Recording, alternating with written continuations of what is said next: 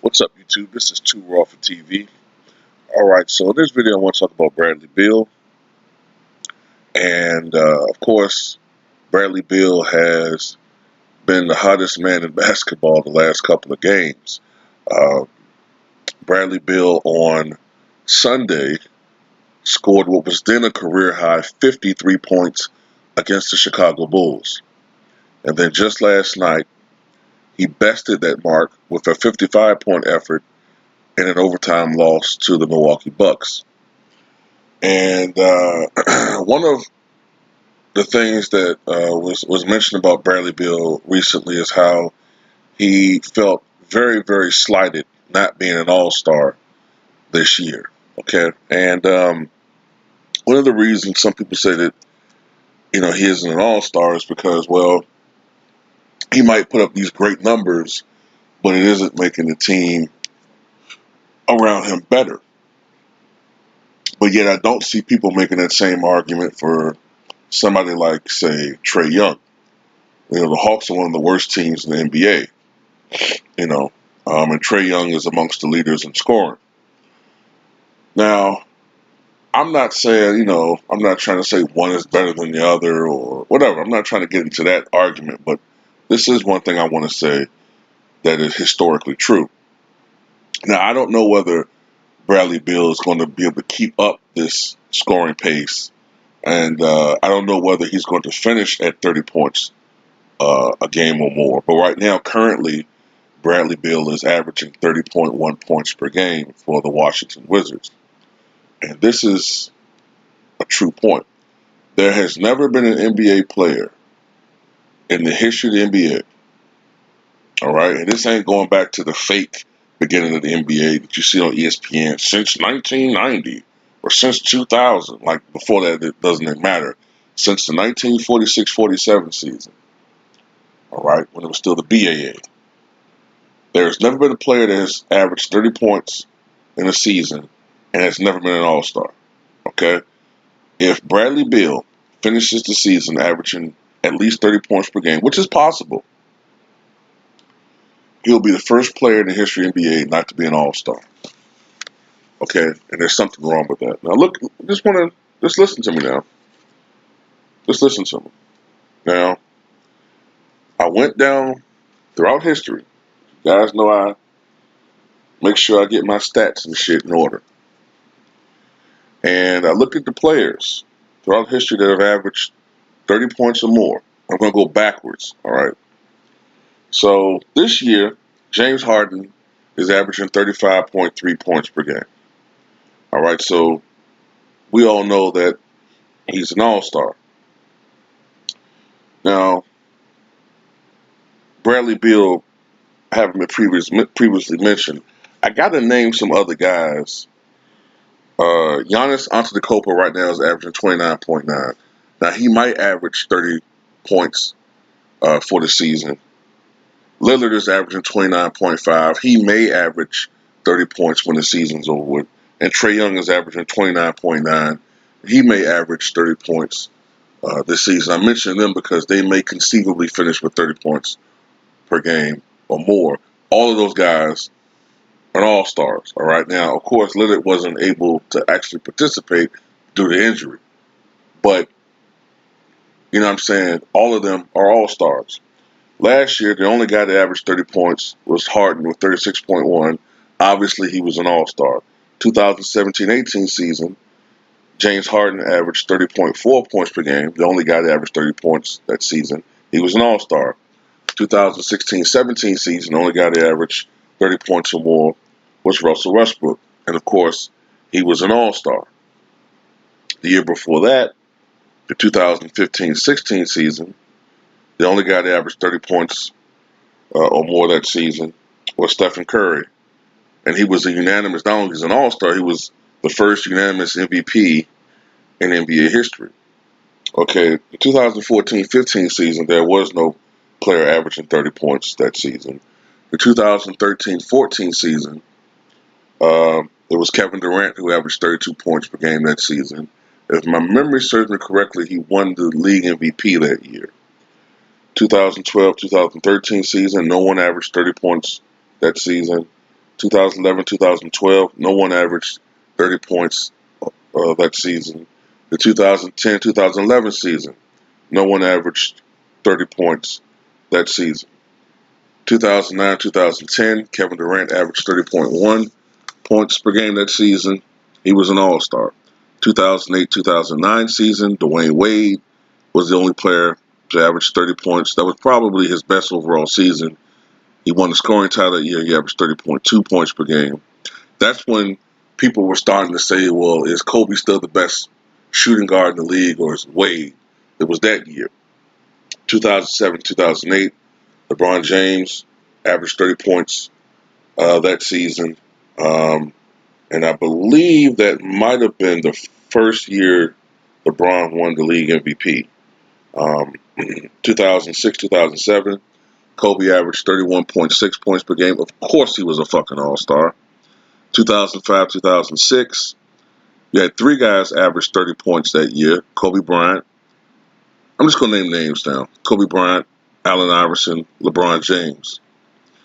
2004, 2005, Allen Iverson, 30.7. 2003, 2004, none of them did it. 2002, 2003, Tracy McGrady, Kobe Bryant. 2001, 2002, Allen Iverson. 2000, 2001, Allen Iverson. 1999, 2000, no one averaged 30 points per game that year. In the abbreviated 99 season, no one averaged 30 points that year. In 97, 98 season, no one averaged 30 points that year. 96, 97, no one reached 30 points per game that year. 95, 96, the only one, Michael Jordan, 30.4 points per game. The last year he averaged 30 points.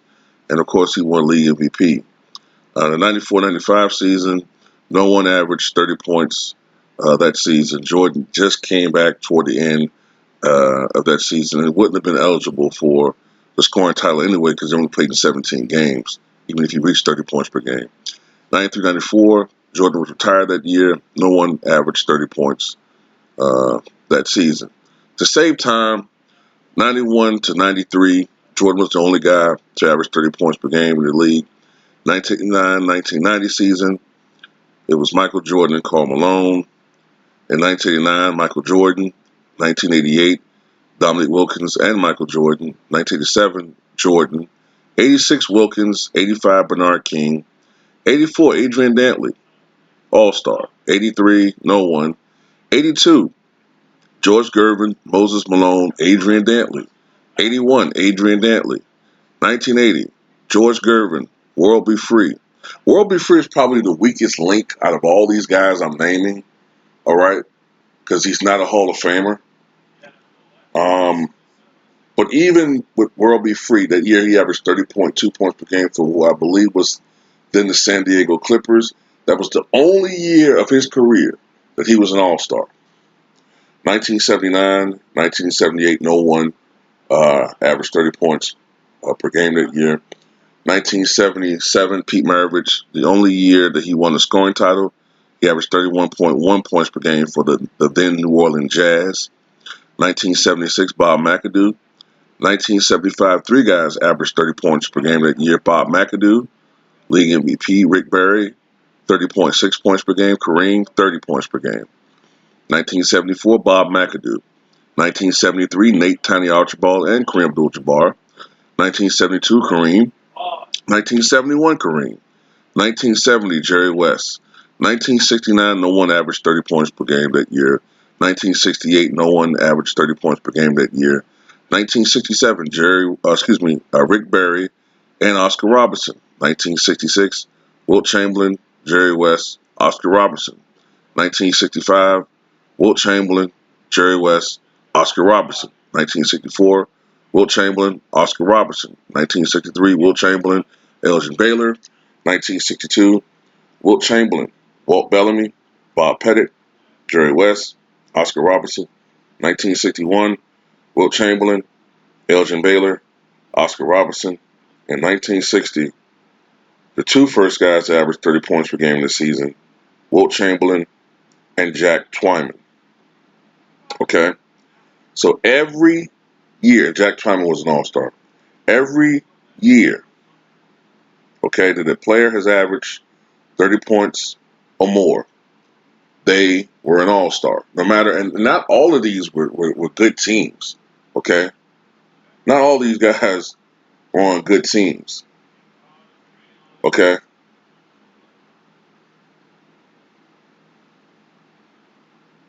Like, for instance, let me go to the 1979-80 Clippers. Let's see what their record was. Their record was 35-47. Okay, that's not a good team. You know what I'm saying? That's not a good team at all. But he was an all star because of his individual production. Okay, the Bucks are probably, I mean, excuse me, the Wizards are probably going to finish with maybe, if they're lucky, 30 victories. Okay, they're not a good team, but you should have rewarded Bradley Beal for his production. What he's done this year, he's played at a all-star and an all-star level this season. He should have been an all-star. Okay, I'm sorry, he should have been an all-star. Even if you take into account pace and all of that shit, still, what he did with the absence of John Wall there and all this burden, okay, trying to carry and harbor the scoring load for this team, I think that he was. I think he was doing all star nod, and really what he's doing right now, he's just pretty much just putting a stamp on it. Like, okay, I'm gonna show you why I should have been an all star. Okay, and I don't think that this is the end of it. I think he's going to put on a nice little stretch of showing why he should have been an all star. You know. Incidentally, I want to add to some stat I saw the other yesterday actually, when they said that there's only been, well, they're right technically. They said that the only players to score 53 points in consecutive games were Wilt Chamberlain, James Harden, and now Bradley Beal. Yeah, we pushed up to 53 points in consecutive games, and the first time anybody scored back-to-back 50-point games consecutively, as far as days is concerned, since Kobe Bryant. But when you're actually saying players have had back-to-back 50-point games, not necessarily calendar days, but actual games, even if there's been a day between the games, then you have to expand that list to include guys like Bernard King. He did it, of course, back in, I think it was the 83, 84 season, I think it was. Might have been that season or the year after it. But he did it. Michael Jordan did it. He had back-to-back 50-point games during the regular season. He also is the only guy to do it in the playoffs. He had back-to-back 50-point games against the Cleveland Cavaliers. I think it was the 1988 playoffs. I think it was that year.